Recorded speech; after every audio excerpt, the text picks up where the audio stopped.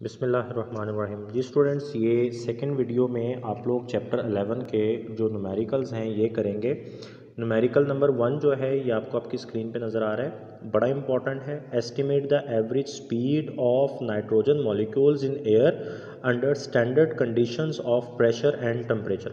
वो कहता है कि अगर standard temperature STP standard temperature and pressure के ऊपर एयर के अंदर जो है वो नाइट्रोजन के मॉलिक्यूल्स मौजूद हैं, तो आपने नाइट्रोजन के मॉलिक्यूल्स की standard temperature and standard pressure के ऊपर जो स्पीड है ना, जो एवरेज स्पीड है वो फाइंड करनी है। अब देखें गिवन डाटा में वो बता रहा है जी, सबसे पहले उसने हेडिंग बना लिया अंडर स्टैंडर्ड कंडीशंस। तो स्टैंडर्ड कंडीशंस पे जो टेम्परेचर लिया जाता है वो 0 डिग्री सेंटीग्रेड, और 0 डिग्री सेंटीग्रेड को जब आप केल्विन में कन्वर्ट करेंगे तो इसमें 273 को ऐड कर लेंगे तो 273 केल्विन। और जो स्टैंडर्ड प्रेशर होता है वो 1 एटमॉस्फेरिक लिया जाता है, जिसका मतलब होता है 1.01 इंटू 10⁵ पास्कल, 1.01 इंटू 10⁵ पास्कल।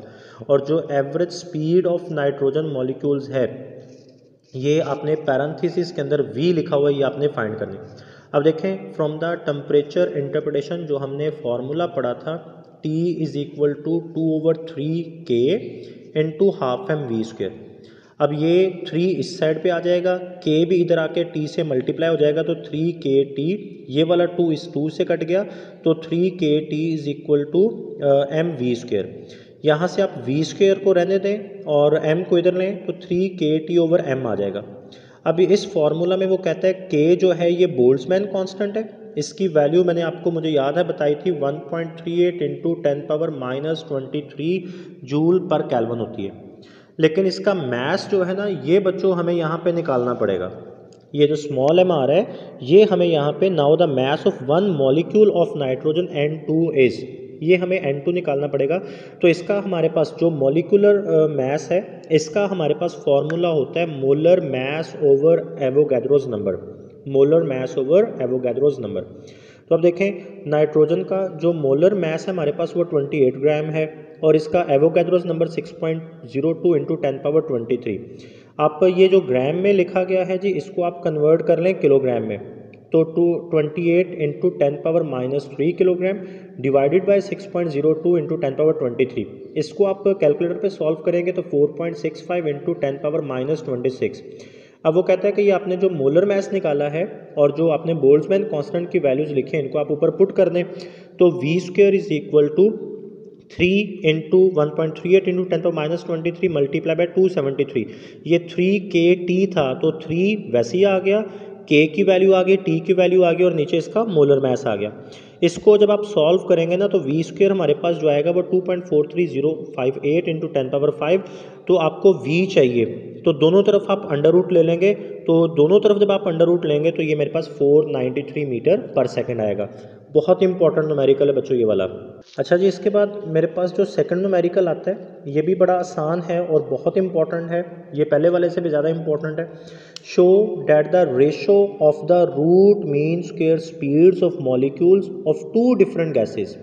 अब मेरे पास 2 डिफरेंट गैसेस हैं, तो दोनों गैसेस के मॉलिक्यूल्स की रूट मीन स्क्वायर वैल्यूज़ लेनी है, और फिर उसकी हमने रूट मीन स्क्वायर वैल्यूज़ की वेलोसिटीज़ की रूट मीन स्क्वायर वैल्यूज़ की रेशो लेनी है एट अ सर्टेन टेम्परेचर।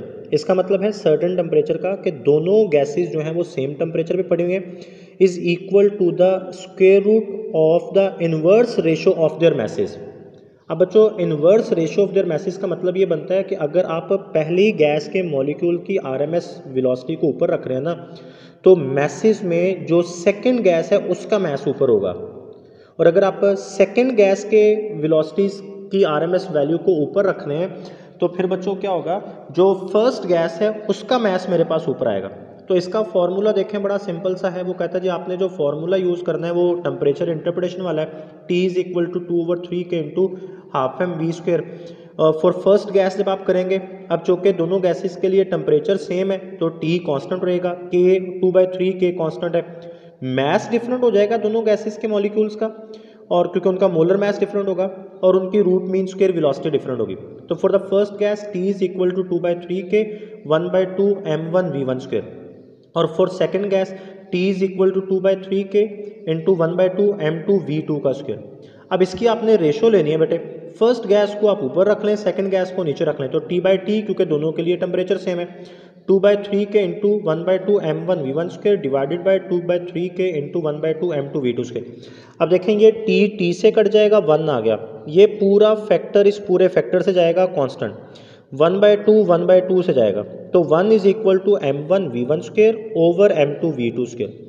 अब v1 ओवर v2 इसको इधर रहने दें, m1 और m2 को निकाल के इधर लें तो m2 ऊपर आ जाएगा, m1 इधर नीचे आ जाएगा।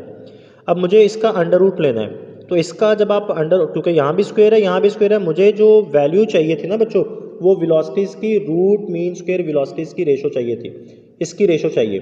तो यहाँ पे फिर बच्चों जब आप इसका स्क्वायर रूट लेंगे दोनों तरफ, तो इनके अंडर रूट इसके जो है वो स्क्वायर रूट से कैंसिल हो जाएंगे और इधर अंडर रूट आ जाएगा m2 ओवर m1। तो उसने हमसे कहा था कि वेलोसिटीज़ की रूट मीन स्क्वायर वैल्यूज़ की जो रेशो होती है वो square root of the inverse ratio of the masses के इक्वल होती है। तो यही बात हमने यहाँ पे प्रूव कर दी। इसके बाद बेटे जो थर्ड न्यूमेरिकल है ये भी बड़ा इंपॉर्टेंट है, इस चैप्टर के न्यूमेरिकल्स हैं ही बड़े important. A sample of a gas is compressed to 1/2 of its initial volume, 1/2 of its initial volume. इसका मतलब है जो फाइनल वॉल्यूम बन रहा है ना, ये 1/2 VI के इक्वल बन रहा है, यानी गैस का जो भी इनिशियल वॉल्यूम है, फाइनल वॉल्यूम उस इनिशियल वॉल्यूम के हाफ के इक्वल हो जाता है एट कांस्टेंट प्रेशर। प्रेशर जो है जी इसे क्या रखा जाता है बच्चों, कांस्टेंट रखा जाता है, ये चेंज नहीं होता। ऑफ 1.25 इंटू 10⁵ न्यूटन पर स्क्वायर मीटर, ये उसने कांस्टेंट प्रेशर की वैल्यू बता दी। ड्यूरिंग द कंप्रेशन, अब गैस जो है वो क्या कर रही है जी, कंप्रेस कर रही है। तो जब गैस कंप्रेस करती है तो work is done on the system, जो कि नेगेटिव लिया जाता है। 100 joule of work is done on the gas, ये जो वर्क होगा ये नेगेटिव लिया जाएगा क्योंकि ये हमारे सिस्टम पे वर्क हो रहा है। Determine the final volume of the gas, तो ये जो VF मैंने ऊपर लिखा है ये बच्चों मुझे बताना है। अब देखें वो गिवन डाटा में ले रहा है जी, suppose initial volume of gas VI is equal to V, final volume जो होगा ये V/2 के इक्वल हो जाएगा। प्रेशर हमें ये बता दिया गया, ठीक है बेटे, ये हमें उसने प्रेशर भी बता दिया और इसके बाद हमसे ये फाइनल वॉल्यूम ऑफ गैस जो है ये पूछ रहे हैं। ये देखें ये टू फाइंड उसने बताया हुआ है वॉल्यूम ऑफ गैस VF। अब यहाँ पे हमने जो फॉर्मूला यूज़ करना है ना, ये है वर्क वाला, W is equal to P delta. अच्छा इसके ऊपर देखें ये वर्क भी उसने बताया हुआ -100 जूल, तो हमने जो फॉर्मूला यूज़ करना है वो P डेल्टा V। अब डेल्टा V का फॉर्मूला हमें पता है ये होगा जी final volume minus initial volume. तो अब फाइनल उसने कहा ये V/2 के इक्वल है, इनिशियल V के इक्वल है, तो V/2 माइनस V ये मेरे पास बन जाएगा ये बन जाएगा -1/2V। तो ये यहाँ से देख लें जिसने सॉल्व किया V -2V/2, तो ये मेरा अब 100 उसने वर्क की वैल्यू पुट कर दी -100 इज इक्वल टू P, वैसे ही आ गया -V/2। ये नेगेटिव साइन इस नेगेटिव साइन से कट जाएगा, तो V/2 is equal to 100 over P आ गया, V/2 is equal to 100 over P। तो यहाँ से बेटे हमारे पास जो फॉर्मूला बना V/2 is equal to 100 over P, तो अब ये V/2 VF के इक्वल है, तो V/2 की जगह पे VF पुट कर दिया, ये इसने बताया हुआ है 100 ओवर P। P की वैल्यू जो हमें दी गई थी 1.25 इंटू 10⁻⁵ ये पुट कर दी, तो VF यहाँ से मेरे पास आप इसको सॉल्व कर लेंगे तो आ जाएगा 8 इंटू 10⁻⁴ क्यूबिक मीटर। अच्छा इसके बाद जो 11 जी बेटे मैं आपको बता रहा था कि 4 वाला न्यूमेरिकल आप पहले कर चुके हैं, ये 5 वाला न्यूमेरिकल है, ये भी इंतहाई आसान है, कार्नट इंजन से है जो आपने टॉपिक कल पढ़ा था।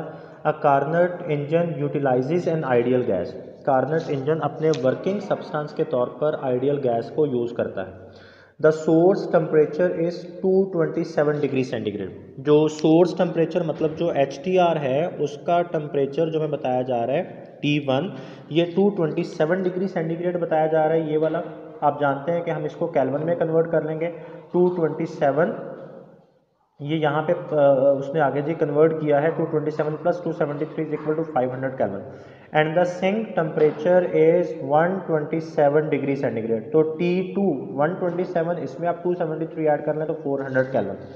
Find the efficiency of the engine, eta आपने बताना है। Also find the heat input from the source and heat rejected to the sink when 10,000 joule of work is done. W आपको दिया जा रहा है 10,000, आपने Q1 और Q2 भी बताना है। जी बेटा, यहाँ पे आप देख सकते हैं कि टू फाइंड में हमसे तीन चीज़ें पूछी जा रही हैं। Efficiency of Carnot region eta, heat input Q1 और heat rejected to send Q2। ये दो चीज़ें हमने बतानी। अब देखें, हमें टेम्परेचर्स बताए गए हैं T1 और T2। तो एफिशिएंसी के हमारे पास दो फार्मूलाज हैं। इनमें से एक फार्मूला जो है वो 1 - T2/T1 × 100 है। तो ये यहाँ पे हम टेम्परेचर्स की वैल्यूज़ पुट करके इसको सॉल्व कर लें। अब देखें, ये T1 अगर ऊपर मैं लिख दूँ तो मैं इसको इस तरह भी तो बच्चों लिख सकता हूँ ना। ये मेरे पास आ जाएगा T1 - T2/T1 मल्टीप्लाई बाय 100। तो आप यहाँ पे देख सकते हैं जी, T1 - T2 अगर आपको याद है उसने जो हमें डाटा दिया था, मैं आपको पिछले पेज से दिखा देता हूँ। T1 मेरे पास बन रहा है 500 केल्विन और T2 बन रहा है 400 केल्विन। तो T1 - T2 होगा 100 आ जाएगा। तो T1 - T2 की डायरेक्ट आगे वैल्यू पुट की गई है, देखिएगा आगे। तो यहाँ पे बेटे जब इसकी डायरेक्ट वैल्यू पुट की गई है तो 100 ओवर T1 की वैल्यू है 500 मल्टीप्लाई बाय 100, ये दोनों जीरो इधर से कट गए तो ये 5 100 ओवर 5 20% आ गया। तो एफिशिएंसी मेरे पास आ गई 20%। अब मुझे Q2 फाइंड करना है। अब देखें, मेरे पास एफिशिएंसी का फॉर्मूला है आउटपुट ओवर इनपुट। तो eta is equal to W over Q1। तो Q1 को मैं इधर ले आऊँगा और ये एफिशिएंसी जो मुझे दी गई है ना यहाँ पे 20 ओवर 100 जो मेरे पास यहाँ पे आया ईटा इज़ इक्वल टू वर्क मुझे दिया गया 10,000 ओवर Q1। तो Q1 को आप इधर यहाँ पे इसको आप ठीक कर लीजिएगा, टू फाइंड Q1 आएगा। तो यहाँ पे Q1 इधर आ जाएगा और ये 100 ऊपर मल्टीप्लाई हो जाएगा, 20 नीचे आ जाएगा। तो ये Q1 मेरे पास बच्चों आ जाएगा 50,000 जूल। 50,000 जूल को आपको 5 × 10⁴ जूल भी लिख सकते हैं। अच्छा, इसके बाद जब आपने Q2 फाइंड करना है तो W is equal to Q1 - Q2, ये वर्क वाला फॉर्मूला जो हमने इसी टॉपिक में पढ़ा था आप इसको यूज़ करेंगे। तो Q2 को इधर रहने दें और या Q2 को आप इधर लें, प्लस हो जाएगा, वर्क को इधर ले जाएं, नेगेटिव हो जाएगा। तो Q2 is equal to Q1 - W। यहाँ पे Q1 आपने निकाला 50,000, वर्क आपको दिया गया है 10,000। तो हमारे पास Q2 जो रह जाएगा वो 40,000 जूल वर्क रह जाएगा। तो आप इस तरह से Q1 Q2 और एफिशिएंसी दोनों चीज़ें निकाल सकते हैं। इसके बाद बेटे 11.7 देखिएगा ज़रा। यहाँ से आप देख सकते हैं जी, ईटा इज़ इक्वल टू 1 - 1/2 और ईटा इज़ इक्वल टू 1/2 यानी 0.5। और परसेंटेज में जब आप एफिशिएंसी लिखेंगे तो ये मेरे पास 50% आ जाएगी। इसके बाद बेटे इसका लास्ट न्यूमेरिकल है हमारा, a heat engine performs 100 joule of work. वो जो वर्क कर रहा है वो 100 जूल है and at the same time rejects 400 joule. Heat rejected यानी Q2 ये 400 जूल है to the cold reservoir. What is the efficiency? अब उसने वर्क बता दिया और Q2 बता दिया। अब यहाँ से आप पहले Q1 निकालें। W is equal to Q1 - Q2। आपको Q1 चाहिए, आप Q2 को इधर लें तो ये W प्लस Q2 हो जाएगा। तो Q1 मेरे पास आ जाएगा 500 जूल। फिर eta is equal to W over Q1 multiply by 100। W उसने बता दिया, Q1 आपने निकाल लिया 500, मल्टीप्लाई कर दें तो ये मेरे पास 20% इसकी एफिशिएंसी आ जाएगी। ये यहाँ पे बेटे हमारे आई थिंक न्यूमेरिकल्स भी ख़त्म हो जाते हैं। जी बेटे, ये अभी भी मैंने चेक किया है, लास्ट न्यूमेरिकल 11.11 ये भी हमारे सिलेबस में है। ये बेसिकली जो है वो 9th क्लास का न्यूमेरिकल है। 336 joule of energy is required to melt 1 gram of ice at 0 degree centigrade. वो कहता है अगर आप 1 ग्राम आइस लेते हैं और इसे 0 डिग्री सेंटीग्रेड पर रखते हैं, 0 डिग्री सेंटीग्रेड पर रखते हुए इसे आपने मेल्ट करना है। तो मेल्ट इस तरह करना है कि जो वाटर बनेगा उसका भी टेम्परेचर 0 डिग्री सेंटीग्रेड रहे, 0 से इंक्रीज़ ना करे। तो इसके लिए आपको ना 336 जूल एनर्जी चाहिए। और फिर वो कहता है what is the change in entropy of 30 gram of water at 0 degree centigrade at it is change to ice at 0 degree centigrade by a refrigerator. ये एंट्रोपी का न्यूमेरिकल है जी, लेकिन एंट्रोपी का टॉपिक तो हमारे सिलेबस में नहीं है। तो वो कहता है कि अगर what is the change in entropy of 30 gram of water का टेम्परेचर आप लेते हैं जी, वाटर का मैस आप लेते हैं 30 ग्राम और उसका टेम्परेचर भी आप 0 डिग्री सेंटीग्रेड पर रखते हैं और उससे आपने रेफ्रिजरेट करना है, मतलब उसे आइस में कन्वर्ट करना है।